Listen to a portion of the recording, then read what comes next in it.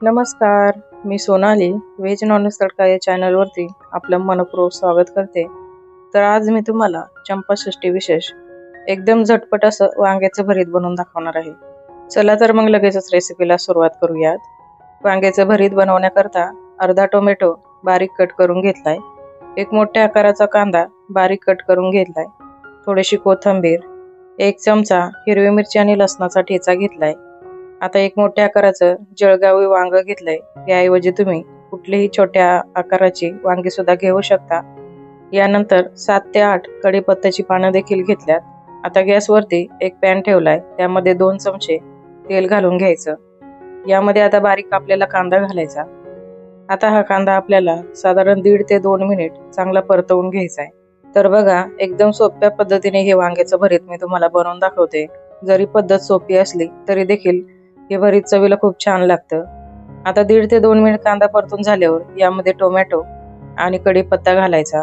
आता टोमॅटो जराशी मऊ होईपर्यंत या कांद्यासोबत चांगला परतून घ्यायचा आहे। साधारण 3 मिनिट हा टोमॅटो मी परतून घेतलाय।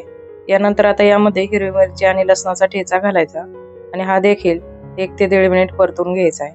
हे वांग्याचं भरीत बनवायला फक्त 9 ते 10 मिनिट लागतात। तर बघा, टोमॅटो चांगला परतून झालाय। यामध्ये आता जे आपण वांग घेतलं होतं ते मी कट करून घेतले ते घालायचं आणि चवीनुसार मीठ घालायचं। आणि आता हे वांग आपल्याला गॅसची फ्लेम जरा फुल करायची आणि 2 ते 3 मिनिट चांगलं या तेलासोबत परतून घ्यायचं। यामुळे वांग्याची चव खूप छान लागते। 2 ते 3 मिनिट चांगलं वांग परतून घेतलंय। गॅसची फ्लेम मंद करायची आणि यावरती झाकण ठेवायचं।